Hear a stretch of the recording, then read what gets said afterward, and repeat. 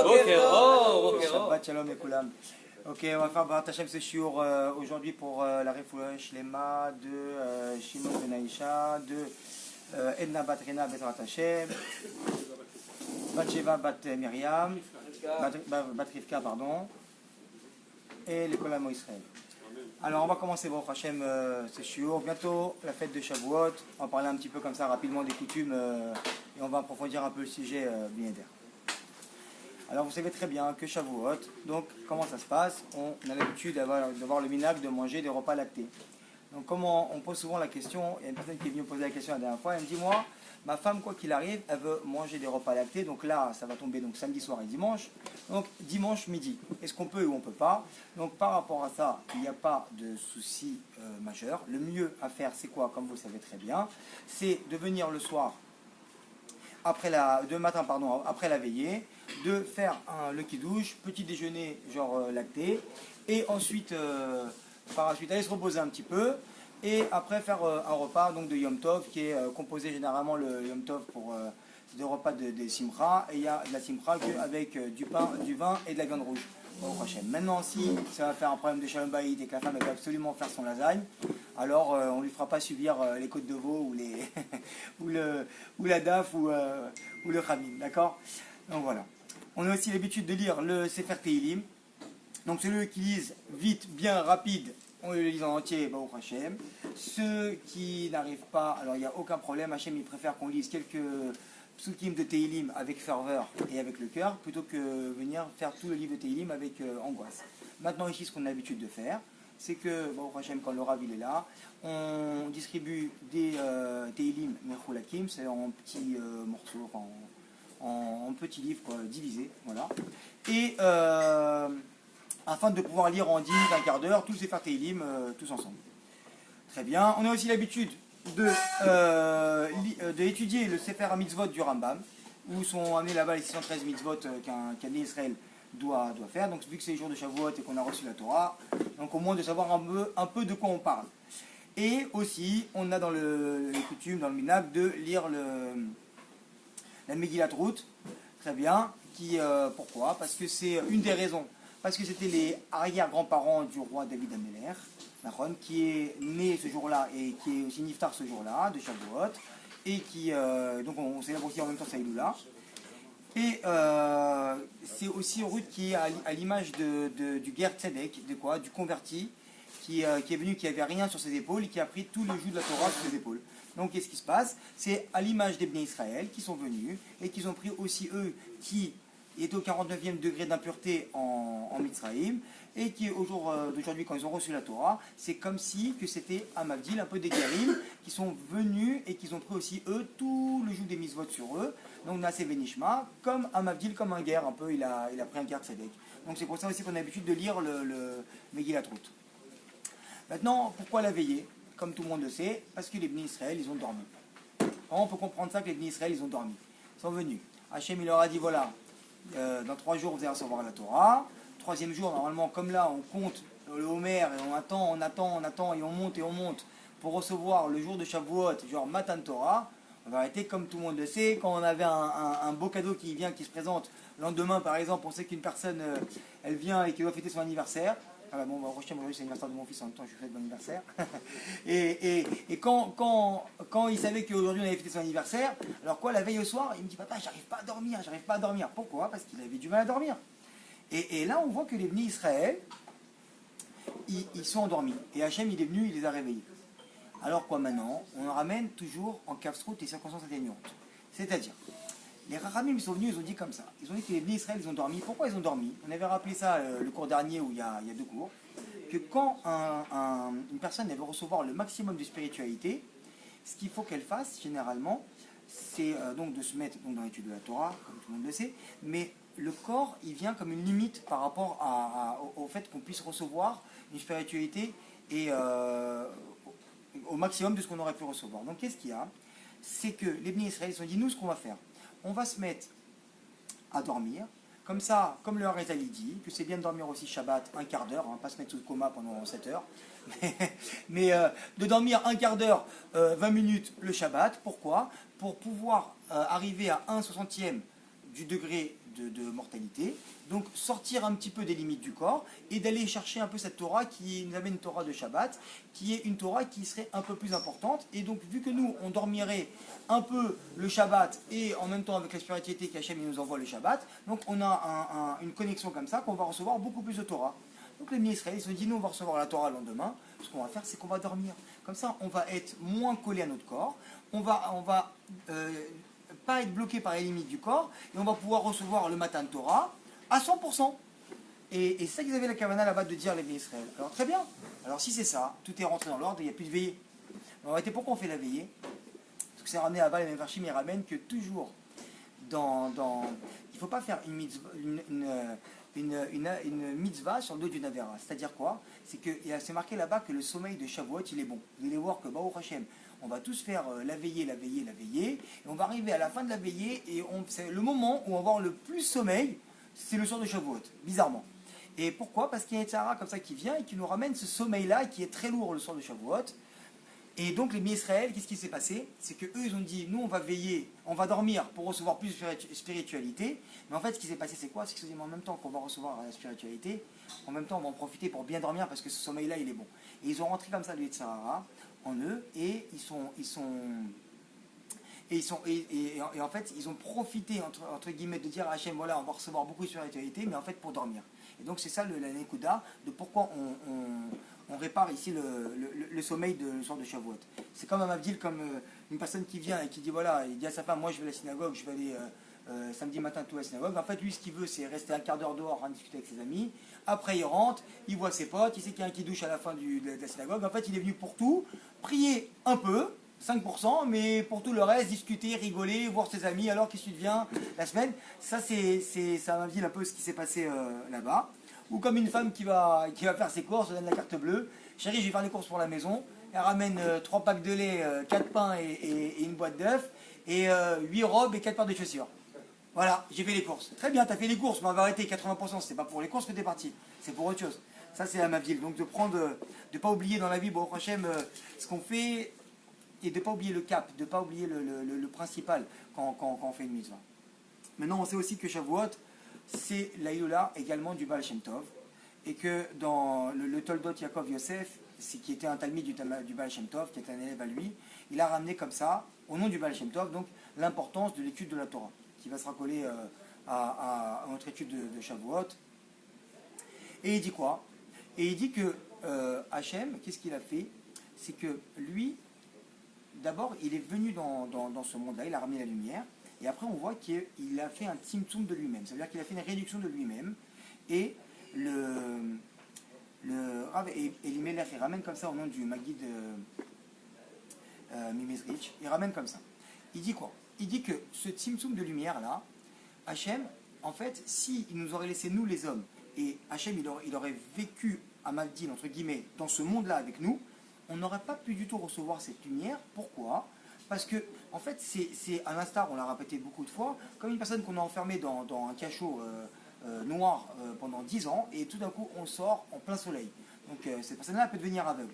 Donc, Hachem, qu'est-ce qu'il a fait? Il s'est réduit pour pouvoir nous laisser la place à nous de venir, de le chercher et de le trouver dans ce monde-là. Et comment il dit on trouve dans ce monde-là? On cherche derrière la lumière qu'il y a derrière chaque lettre, qu'il y a derrière le Sefer Torah. Donc, qu'est-ce qui se passe? Hachem, on sait très bien qu'il a créé ce monde-là avec les lettres de la Torah. C'est pour ça qu'aussi les grands kabbalistiques, quand on va les voir souvent, ils font des jeux de lettres pour revenir, pouvoir comme ça être au-dessus de la Teva, au-dessus de la nature.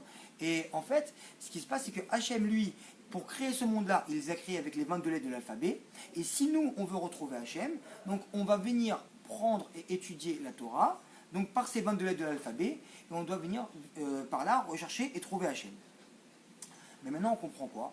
Qu'une personne qui va étudier, c'est pas suffisant de venir prendre un livre, s'asseoir et comprendre son étude. Ça, c'est la clipa, entre guillemets, de l'étude. C'est quoi?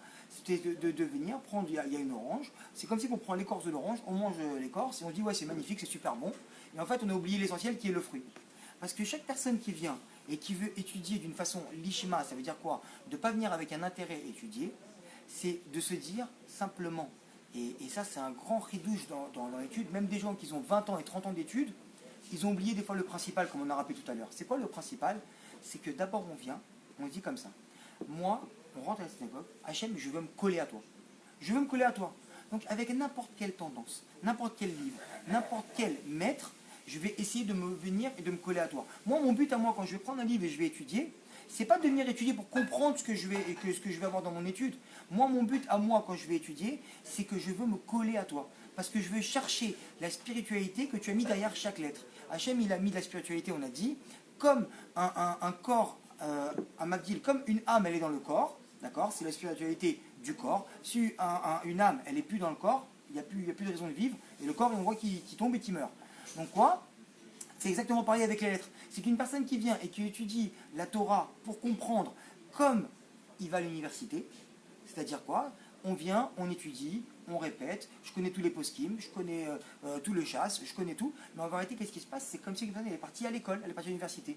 Nous, on vient étudier la Torah, c'est qu'on vient rechercher Hachem. C'est-à-dire qu'Hachem, moi, de n'importe quelle manière, je veux me coller à toi. Toi, Hachem, tu es venu avec une grande lumière, je ne peux pas la recevoir directement parce que c'est trop fort pour moi. Et comme les bénis Israël, quand ils ont reçu la Torah, ils sont morts et ils sont relevés et il les a ressuscités. Alors quoi? Je vais venir me coller à toi d'une manière qui m'est adaptée. C'est-à-dire quoi? Venir dans mon étude de Torah, venir te rechercher et de n'importe quelle manière que j'étudierai la Torah. Mon but à moi dans ma tête, c'est de venir et de me coller à toi.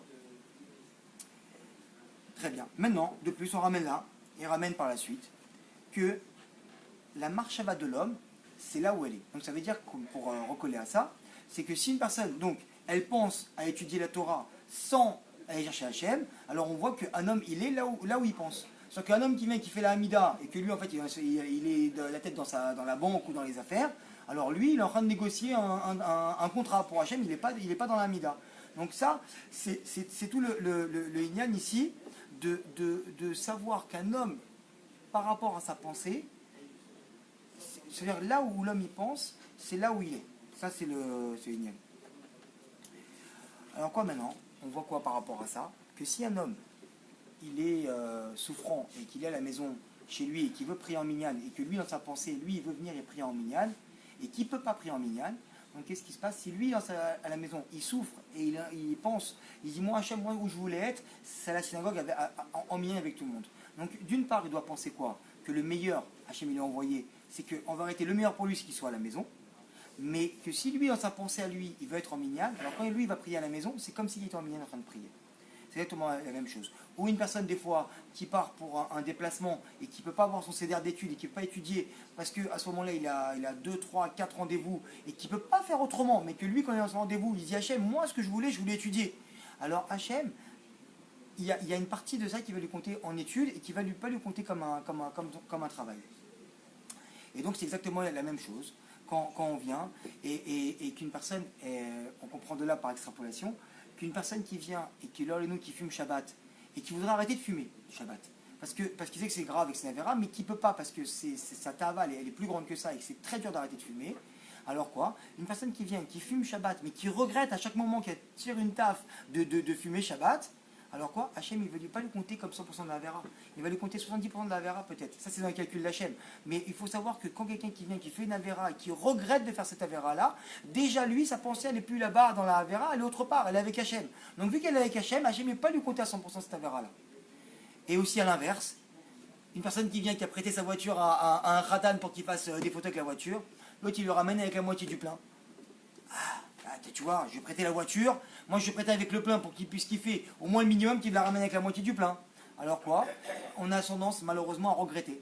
Et dès qu'on regrette une mitzvah, il faut savoir une chose très importante, c'est que le moment où on fait une mitzvah et qu'on la regrette, Hachem il nous enlève tout le gain de cette mitzvah. Une personne qui vient, qui veut prêter sa voiture à quelqu'un d'autre, il lui ramène malheureusement dans un état autre qu'il faut, d'accord, et qui n'est pas du tout des référettes, on ramène, c'est une faute, c'est grave. Maintenant, on se place de l'autre côté à nous. S'il nous ramène la voiture avec la moitié du plein, il faut savoir quoi? Qu'on doit dire merci, c'est très dur, et surtout ne pas regretter cette mitzvah. Parce que si on regrette la mitzvah, on a tout perdu, et on a perdu et le gain, et la mitzvah, et en même temps on a regretté, donc c'est l'un et l'autre. Et en même temps on n'a pas eu notre plein d'essence.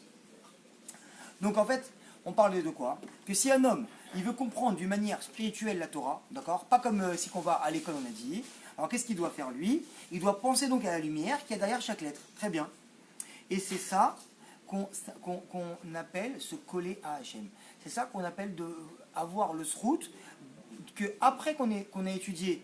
Donc qu'est-ce qui se passe? On a une compréhension et une dimension de l'étude qui est supérieure. Alors qu'est-ce qui se passe? On n'a pas pris la Torah avec nous, mais quand on est venu étudier de cette manière-là et qu'on est sorti, on a pris une empreinte de Torah avec nous. Alors Hachem, en fait, avec cette chose-là, ça s'appelle la Hirat Shamaim. C'est une personne qui est venue pour se coller à Hachem, qui a étudié quelque chose qui peut l'intéresser ou des fois qui peut moins l'intéresser. Donc on a dit c'est quoi l'étude d'Ishma? Il est venu, il a pris une empreinte sur lui d'Hachem et avec ça il est sorti. Donc ça veut dire que par rapport au fait qu'il est venu étudier comme ça, d'une manière de se coller à Hachem, alors lui quand il est sorti à l'extérieur, Hachem il va l'accompagner. Et Hachem il va l'accompagner dans son travail. C'est pas qu'il va bien faire son travail, c'est qu'il va avoir la Hirat Hachem. C'est-à-dire que derrière il fera pas de bêtises, il fera beaucoup moins de fautes. Et à la Shonara il le fera en moins. Et c'est la manière de transporter Hachem toute la journée avec nous dans tous nos agissements. Maintenant, on peut dire, ouais, ok, mais maintenant tu étudies une chose que tu n'as pas envie d'étudier, alors qu'il y a des choses qui sont hyper intéressantes, et que nous, la vérité, moi, ce qui m'intéresse, c'est de comprendre ce que j'étudie. Alors, qu'est-ce qui se passe? Il y a une histoire comme ça qui est ramenée, et qui dit qu'il y a une personne qui rentre dans un magasin, et qui vient pour acheter 3 mètres de fil. Alors, la personne elle rentre dans le magasin, elle voit le vendeur, 3 mètres de fil, pas de problème. 1 mètre, 2 mètres, 3 mètres, elle lui coupe, elle lui met dans un petit sachet, voilà. Donc ça va faire 15 shekels. Elle vient, elle paye 15 shekels. Et en même temps, elle regarde un peu dans le magasin comme ça. Et il y a un autre client qui arrive dans le magasin. Et il lui dit, bonjour, voilà, je voudrais acheter faire un cadeau, là, donc ce tourne-disque, là, ou ce lecteur DVD, ou ce que vous voulez, pour aller offrir à une personne. Et donc le vendeur, il vient, lui vend donc cet appareil-là. Il prend cet appareil, il le met dans le carton, et il vient maintenant, il commence à l'attacher comme ça, avec 8 mètres de fil, il lui met. Pourquoi? Parce que c'est important qu'il soit bien attaché et bien scellé. Et la personne, il paye, content, et il part. La personne, elle vient, elle dit, le vendeur, il y a un problème. Moi, je lui ai demandé 3 mètres de fil. Vous êtes venu, vous m'avez donné 3 mètres de fil, vous m'avez payé 15 shekels. Quand il est venu, il a payé il a acheté son appareil, vous l'avez mis 8 mètres de fil, genre cadeau. J'ai pas compris. Il lui dit parce que lui, quand il est venu acheter donc cet appareil-là, non seulement il a pris l'appareil et le fil, c'est cadeau, c'est normal, parce qu'il a acheté l'appareil, il a eu l'essentiel. Alors tout le reste, il l'a eu. Alors c'est exactement Mabdil, c'est exactement comme ça. Quand on vient pour chercher Hachem dans son étude, non seulement on va voir les Hirat Shamaim, mais en même temps il y a une spiritualité qui va descendre du ciel et qui va faire qu'on va beaucoup mieux comprendre son étude si on est venu que pour s'attacher à Hachem. Donc ça veut dire qu'on a un et on a l'autre. On a le fil, on a l'appareil. L'appareil c'est quoi? C'est de se coller à Hachem, ça c'est le Inyan. Et la deuxième chose qu'il y a c'est quoi? C'est qu'on va avoir aussi la compréhension de son étude qui va venir en parallèle par rapport à ça, et un n'est pas dissocié de l'autre.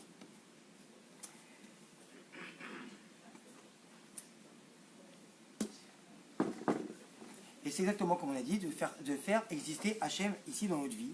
Et donc, dans chaque chose, on aura l'occasion de voir Hachem et de le faire exister. Donc, ça veut dire que dans l'éducation, dans le travail, c'est exactement ça. Maintenant, un jour, non, ça c'est...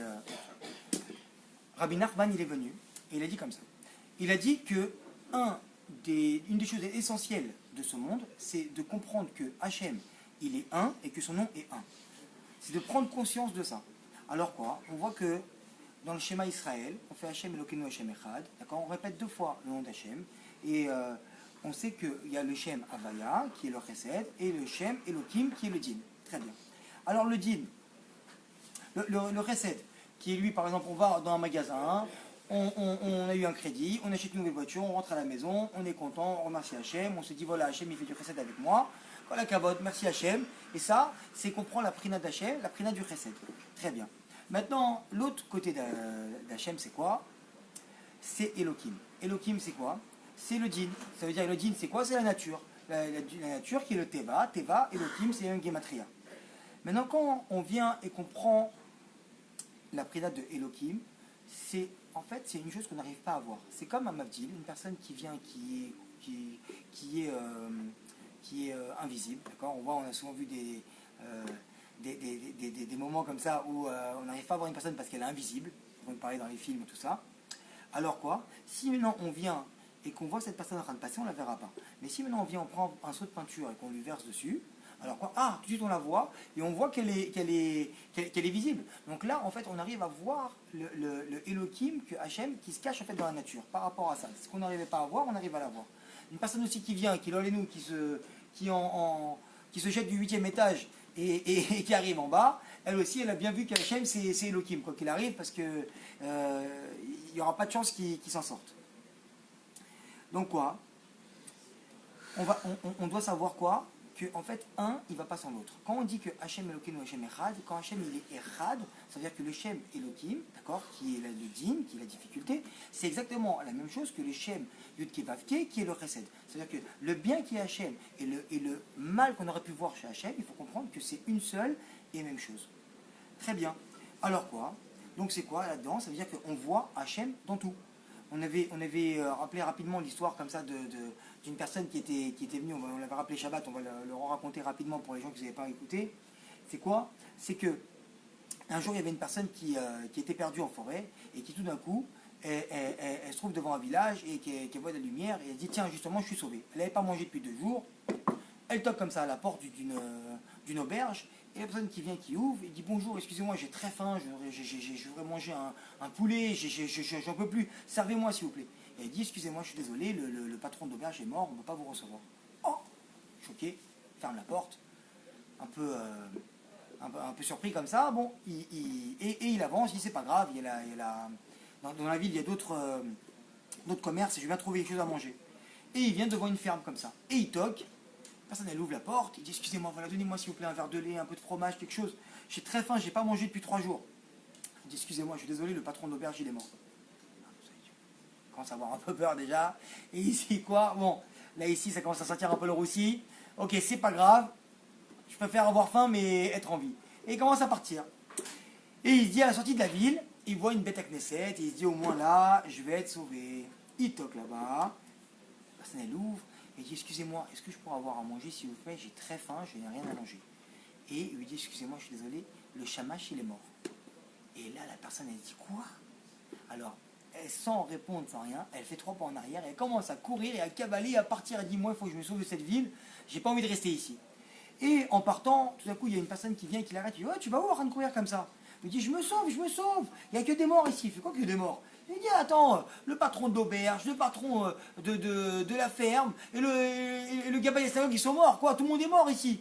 Il fait mais non, mais arrête-toi. Il lui dit c'est pas ça. La personne qui est morte, c'est la même personne. Ça veut dire que le fermier, le gabaye et l'aubergiste, c'est les mêmes personnes. Alors qu'est-ce qui se passe? Il s'était retrouvé rassuré et il vient, ce grand Inyana, nous dire que en fait, tous ces gens-là, c'est exactement Mabdil comme Akadosh Baruch Hu. Akadosh Baruch Hu, il est là, et il est là, et il est là, et il est dans tous les endroits. Ça veut dire que Akadosh Baruch Hu, qui puisse envoyer du mal, qui est du mal à nos yeux, ou du bien, qui est du bien à nos yeux, c'est une seule et même entité. Et ça, c'est tout le mifran de ce monde, d'essayer de voir Hachem, qui soit dans le bien, dans les nous, dans Hachem, et pas dans le mal, dans les nous. Et donc, qu'est-ce qui se passe? Une personne qui vient, qui rentre dans une pharmacie comme ça, et en Israël, il y a des tickets dans la pharmacie. Et il oublie de prendre son ticket. Et maintenant, il fait la queue. Et on voit le numéro 120 qui arrive. L'autre, il vient, il prend son truc. 120, il voit une personne qui vient, qui le double, et qui passe devant lui. Numéro 120, voilà le numéro 120. Il dit, attendez, mais j'étais avant vous. Ouais, mais t'as pas pris de ticket. Et il commence à venir. Alors là, maintenant, il y a un grand Mifran qui est là. Et c'est exactement même Inyan. Est-ce qu'on a pris Hachem avec nous quand on est dehors ou pas? Ça veut dire quoi? Le numéro 120, est-ce que moi j'ai raison ou j'ai pas raison? Des fois, il ne faut pas être tzaddik, il faut pas être tzaddik, il faut être racham. Ça veut dire quoi? Ça veut dire que quand nous on a pris ce numéro-là, qu'on n'a pas pris ce numéro-là, mais on était à notre place, alors plutôt que venir se mettre en colère, pas venir, Hachem il est venu nous donner une isdamnout, une occasion de grandir. C'est-à-dire quoi? Là maintenant, d'accord, c'était à ta place. D'accord, tu as raison. D'accord, tu n'as pas pris de ticket. Le fait que tu n'as pas pris de ticket, c'est moi qui t'ai fait pas prendre de ticket. Mais maintenant, qu'est-ce qu'il y a? C'est quoi? C'est que toi, tu étais à ta place, mais maintenant, il y a 2 choses. Soit tu vas faire un scandale, parce que tu vas avoir récupéré une place qui était en vrai ta place, mais officiellement, c'est pas ta place. Ou soit maintenant, tu vas être mévataire, et tu vas te mettre derrière, et tu vas réussir à voir Hachem dans chaque chose. Alors, qu'est-ce qui se passe? Bien sûr, comme vous avez compris, il faut venir et voir Hachem dans chaque chose, et de se dire, ok Hachem, peut-être que moi, j'ai perdu ma place, mais autre part, j'ai gagné autre chose. Rien ça. Très bien. on sait que le Or HaChaim il ramène comme ça, que avant, tous les bénis Israël, ils allaient au Beth Amikdash et ils ramenaient un korban. Très bien. Et ils ramenaient un korban pour dire soit merci à Hachem, ou soit pour venir et réparer une faute qu'ils avaient. Alors quoi, et quand eux ils arrivaient donc avec le korban, ils montaient là-haut, le Kohen il faisait la shrita du korban, et par rapport à ça, ils voyaient le sang de l'animal couler, et ils se disaient, quand même, c'est le sang de l'animal qui coule à la place du mien, Baruch Hashem. Heureusement qu'on a cette chance de venir et de ramener un korban. Au jour d'aujourd'hui qu'on n'a pas le Beth Amikdash, il faut comprendre que si une personne ça monte très bien et qu'elle se casse, alors ça c'est le korban qu'Hachem y prend. Ça veut dire que pourquoi? Parce que Damim, c'est le sang, d'accord, les sangs. Le sang qui est appelé Damim, c'est appelé aussi argent dans la Torah. Donc à chaque fois que Kadosh Baruch Hu, il va venir et qu'il va nous prendre de l'argent, il faut comprendre par là qu'il va prendre notre korban qu'on n'aurait pas ramené au Beth Amikdash et que ça aurait été peut-être une chose qu'on aurait peut-être perdu, qui soit beaucoup plus grand. Alors qu'est-ce qui se passe? Le fait qu'on ait cassé notre montre et qu'on arrive à dire merci à Hachem et pour faire qu'il nous envoie autre chose. Une fois, une personne est venue voir le Rav Chaim Kanievski et il lui a dit voilà, j'ai un problème. C'est quoi ton problème? Il a dit voilà, moi je suis plombier de métier et je répare des fuites toute la journée. Et le souci qu'il y a, c'est quoi? C'est que dans ma prière, ce que je demande à Parnassa. Mais d'autre côté, qu'est-ce qui se passe? Il dit c'est que je suis en train de dire à Kadosh Baruch Hu, fait que les gens ils aient des fuites. Parce que si maintenant tu viens et que tu envoies des fuites à tout le monde, moi ça va faire de la Parnassa, mais eux ça va leur faire du mal. Donc est-ce que quand je suis en train de faire la prière à Kadosh Baruch Hu, est-ce que c'est bien ou c'est pas bien? Parce qu'en fait, indirectement, je suis en train de demander que tous les bénis Israël, ils ont des fuites chez eux partout. Alors le Rav Kanievski l'a amené, il lui a dit comme ça. Il lui a dit, il n'y a pas de problème de prier pour ta Parnassa. Mais quand toi tu vas prier pour ta Parnassa, tu vas prier pour que tous les problèmes des bénis Israël, ils soient effacés quand ils ont des fuites. Alors tu demandes comme ça, tu dis, mais Hachem, envoie des fuites tous les bénis Israël pour pas qu'ils aient autre chose de plus grave et que s'ils devaient payer avec chose de plus grave, au moins qu'ils payent dans les fuites qu'ils ont là et que ça passe par moi et que moi je puisse leur réparer la Parnassa. Donc on comprend bien que quand quelqu'un qui vient et qui a une fuite de robinet, à la maison par exemple, alors il ne faut pas s'énerver.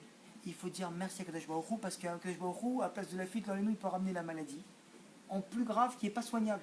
Mais qu'est-ce qui se passe? Il t'a fait la fuite, tu as dit merci à la fuite, alors il a ramené une maladie qui est soignable. Alors tu dis merci à Hachem par rapport à ça. Ça c'est une darga et c'est ça le niveau. Maintenant c'est vrai que quand les gens sont derrière la caméra, qui écoutent ça, ils disent ouais c'est trop facile, c'est trop... Alors ça c'est déjà les cours, moi je l'ai fait pour moi en premier déjà, pour que tout le monde le sache. Et deuxième chose qu'il y a, c'est quoi? C'est qu'on donne le niveau le maximum qu'on peut arriver. Parce que quand on a le niveau maximum, on peut tendre à ça. Alors chacun après son niveau d'arriver à avancer. Maintenant qu'on tombe une fois, qu'on tombe deux fois, qu'on tombe 10 fois, c'est pas grave. 7 fois un tzaddik qui tombe et il se relève. Le but c'est de se relever. C'est des fois on arrive à dire merci à Hachem, des fois on n'arrive pas à dire merci à Hachem. Mais le but c'est de dire merci à Hachem, même dans les choses qui qu'on puisse voir les choses qui soient mal. Alors maintenant par rapport à ça, il y a deux choses. Soit on vient et qu'on commence à partir sur le coup de la colère et le coup d'énervement, ou soit on essaie de prendre des choses bien. Maintenant, dans chaque situation de la vie, il y a deux courants. Soit on est dans la décision, soit on est dans la réaction.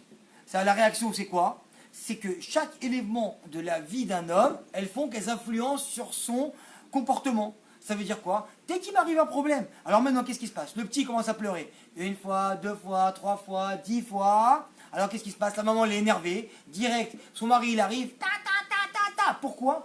Moi, j'ai rien fait. Pourquoi tu t'énerves? Parce que toi, t'es parti dans la maman, elle est partie dans la réaction. C'est que son fils, il a pleuré. C'est pas facile. Un enfant, un bébé qui pleure toute la journée, je lui dis franchement, c'est pas facile. Mais qu'est-ce qu'il y a? Elle est partie dans la réaction. C'est-à-dire que lui, elle a pris tous les pleurs de la journée, elle les a rentrés en elle, et au lieu de venir et de contenir tout ça, et qu'avec le temps, ça fasse que, Baruch Hashem, si j'ai l'écrit de mon enfant au jour d'aujourd'hui comme ça, c'est que peut-être, si je les prends bien, ça va devenir un grand sadique plus tard. Non, elle prend tous ces cris-là, dès que le mari il arrive, bam, les cris, les nerfs et tout, et ça, c'est parce qu'on est dans la réaction. C'est qu'on n'est pas dans la décision de qu'est-ce que je fais à ce moment-là. Mon mari maintenant, il est arrivé, viens, je laisse 5-10 minutes s'asseoir, on discute pendant 3 minutes, je prends sur moi, c'est très dur, mais qu'est-ce qui se passe? Non, je vais d'abord tout déverser sur mon mari. Ça, c'est une chose qui est une faute malheureusement, et que malheureusement qu'on fait tous et qu'il faut enlever, de faire des décisions, nos réactions. Alors quoi? Un homme maintenant, qu'est-ce qu'il peut avoir quoi là, il perd son travail. Maintenant, le mec qui rentre à la maison, il perd son travail. Deux choses. La femme commence à lui parler. J'ai pas la tête pour ça, laisse-moi tranquille. On commence à monter les nerfs à droite à gauche. Et ça engendre quoi? Que en plus de rembourser le crédit, on rembourse les intérêts, c'est qu'il ramène des problèmes de shalom bayit. Et ça va encore plus loin. Alors quoi, il perd son travail. Sinon, il y a l'autre côté. Dépression. Le mec qui parle plus, c'est un légume, il est assis au canapé. C'est fini, il n'est plus là. Ça, c'est exactement pareil. C'est de prendre que chaque chose qu'Hachem il a envoyée, qu'on croit qui à nos yeux n'est pas bien, alors ça fait une réaction chez nous qui n'est pas bien. Hachem il t'a envoyé ça, c'est la meilleure chose qui puisse t'arriver. Si aujourd'hui une personne n'a pas perdu son travail, malheureusement peut-être, mais c'est la meilleure chose qui puisse lui arriver parce que Hachem il nous envoie un loto à chaque seconde. Et à chaque seconde, c'est comme si on avait gagné le loto. Donc c'est le bien, c'est le mal, entre guillemets, que nous on croit que c'est le mal, mais non, en vérité c'est le bien parce que Hachem il sait ce qu'il fait. Hachem il sait exactement ce qu'il fait avec nous. Maintenant le mec il arrive un jour à la maison, il regarde sa femme, bam, il fait popcorn, elle a pris 10 kilos. J'arrive, moi je suis marié, c'est pas ce que j'avais commandé moi à la base. Moi j'ai été marié, j'ai commandé, comment ça s'appelle, la belle, pas la belle et la bête. Je suis arrivé à la maison, j'ai vu Cendrillon et bam, elle a un truc, plus 10 kilos. Alors qu'est-ce qui se passe? Ça aussi c'est pareil. Le mec qui vient, il va commencer. Ah, ma femme elle a grossi, je vais voir les filles dans la rue, je vais regarder au travail. Ah tiens, elle me plaît, la comparaison. Et on avance, et on avance, et encore, ça c'est exactement la réaction. C'est exactement c'est des choses de la vie de tous les jours qui peuvent nous arriver. Maintenant notre fils il vient, il nous répond mal. Directement on monte dans les nerfs, ou maintenant encore pire, il nous répond mal, mais devant les gens. Waouh, qu'est-ce que les gens ils vont penser de moi, que je suis un mauvais père, que... Mais les gens, ils savent, ils savent tous que les enfants, c'est des petits-enfants. Des fois, ils sont dociles et ils sont très bien. Et des fois, quand Hachem veut t'envoyer qu'ils te répondent mal devant les gens, c'est parce que toi, tu as quelque chose à réparer, parce que tu veux te faire une image devant les gens du mec parfait. Alors Hachem est obligé de t'envoyer ton fils pour qu'il vienne te parler. Bam, une petite claque devant les gens. Ah oui, je suis pas parfait. J'ai aussi un fils qui me répond. Et j'ai aussi peut-être des choses, des manques et des choses qui sont pas bien. Donc, Akadosh Baruch Hu, il envoie aussi ça. C'est Hachem ou c'est le Satan? C'est Hachem par le biais du Satan. Mais le Satan qui vient pour nous réparer, on avait déjà vu ça. D'accord, que quand tu viens, tu prends le Satan comme un tremplin, alors tu grandis. Quand tu le prends maintenant comme un poids, alors tu te fais écraser par le poids et c'est fini, et c'est la dépression et on descend. C'est quoi qu'il arrive, c'est le Satan. Tout est Hachem à la base. À la base, tout est Hachem. C'est ça le but de ce cours-là, c'est de voir que dans l'étude de la Torah, dans ce qui nous arrive dans tous les jours et tout, c'est de voir que Hachem, il est derrière tout ça. Et c'est ça le but de la venue au monde de l'homme, c'est de se coller à Hachem dans n'importe quelle situation où il est. Ok, maintenant quoi? Alors quand on est dans la réaction, alors qu'est-ce qui se passe? On voit très bien qu'on vit sous ce pulsion. Et comme tu l'as rappelé, Jacques, c'est quoi? On vit sous la conduite du Yetzirah. Ça veut dire que quand on vit sous nos pulsions, c'est exactement comme si une personne elle est venue, elle a dit voilà, tiens, je te donne les clés de la voiture, moi je m'assois derrière, et elle a donné les clés du véhicule au Yetzirah. Et lui, il nous ramène où il veut. Les nerfs, il n'y a pas de limite. C'est-à-dire que les nerfs, ils nous ramènent devant, nous, le Beddin, pour venir divorcer avec sa femme. Parce que ça commence sur une petite dispute sur la Gahava, et tu m'as dit ça, et tu m'as dit ça, et tu m'as dit ça, et on rajoute, et un petit lachonara et un manque de respect. Et il n'y a pas de fin, c'est-à-dire que si on n'arrête pas, s'il n'y a pas un moment où on se dit je vais m'arrêter parce qu'il faut que je réfléchisse à ce que je suis en train de faire, alors il n'y a pas de fin, et quand on est dans les réactions, ça va alors nous jusqu'au divorce. Maintenant quoi? Il y a aussi une chose qu'on comprend, qu'il faut comprendre, c'est que dans notre cerveau, et pour nous, on est les meilleurs. Alors nous, on croit que nous sommes les meilleurs, et dans ce cas-là, il faut faire bien sûr une introspection, et de venir et de faire comment on dit, de corriger nos midotes. C'est-à-dire quoi? Parce que nous, on croit qu'on est les meilleurs, alors on croit que tous les gens doivent être adaptés à nous, dans notre sens à nous. Parce que nous, on réfléchit d'une manière, on croit que tous les gens doivent réfléchir de la même manière. Personne n'y rentre à la synagogue. Masgan, il est plus 20 parce que il rentre, il a très chaud, il met le Masgan très froid. D'accord? Lui, il est comme ça, parce que pour lui, c'est comme ça. Mais il ne comprend pas que l'autre personne, il rentre et il a super froid, à 20. Alors qu'est-ce qu'il y a? C'est que si on croit que dans nos décisions, on se réconforte et qu'il n'y a que nous qui avons raison et qu'on ne doit pas voir tout le mal-être et les autres aussi décisions des autres, alors qu'est-ce qui se passe? On va arriver à un moment où on ne peut pas adapter chaque personne à nous. Donc il y a bien un moment où on doit faire une introspection, réfléchir sur son comportement et essayer d'avancer, et parce qu'on ne peut pas se battre avec toute la terre quoi qu'il arrive. Alors qu'est-ce qu'il y a là, ça intervient le Inyan ici du Kafsrout, d'accord, de juger avec bienveillance les autres. C'est arrivé comme ça, le Rav Yigal Cohen, une fois, il ramène qu'il est parti faire un séminaire. Et dans le séminaire, comme ça, il voyait un couple à côté de lui, qui étaient là, vraiment en train de regarder le cours, et ils étaient Hitler à vous total. Donc eux, ils sont venus, ils buvaient les paroles du Rav. Et il se dit, ah bah au moins eux, je vais, bah, au Hachem, ils vont faire teshuva, et quoi qu'il arrive, c'est sûr qu'ils vont avancer dans leur comportement et tout. Et il y a eu un moment, il y a eu une pause. Et le Rav Yigal Cohen, il sort à l'extérieur, comme ça, pour se prendre un peu d'air. Et il voit que cet homme-là qui était avec cette femme-là, ce couple, il était au fond là-bas, donc c'était un Shabbat, et il était avec son portable en train de jouer sur son portable. Et le Rav, il a regardé comme ça, et il a eu de la peine. Il a dit, j'avais même envie de pleurer, tellement que j'étais déçu, parce que j'étais tellement content qu'il suive le cours comme ça. J'ai dit, mais comment un Israël, il peut venir, et il peut suivre le cours comme ça, mais il l'a à vous total, et que derrière ça, une seconde après, il vient, il prend son portable, il est en train d'allumer. On a fait un cours de Shabbat, il ne comprend pas, c'est dur. Alors qu'est-ce qui se passe? À la fin du Shabbat, ce couple-là est venu voir le Rav Yigal Cohen, ils lui ont dit, est-ce qu'on peut vous parler? Alors la vérité, il a dit, en façade, j'ai rien montré. Mais à l'intérieur de moi, j'ai dit, ouais, vous pouvez me parler, ouais, parlez-moi, pas de problème. Et ils sont venus, ils sont assis, comme ça, ils parlaient. Ils ont dit, voilà, nous sommes un couple, nous sommes, attends, Youssef, merci là. Nous sommes un couple en conversion. Et en fait, on sait très bien qu'un non-juif qui est en conversion, il ne peut pas garder Shabbat. Il a une obligation d'enfreindre Shabbat. Et il a dit au Rav, il a dit, nous, on a écouté votre cours, on a beaucoup apprécié, on voudrait que ce soit vous qui nous convertissiez.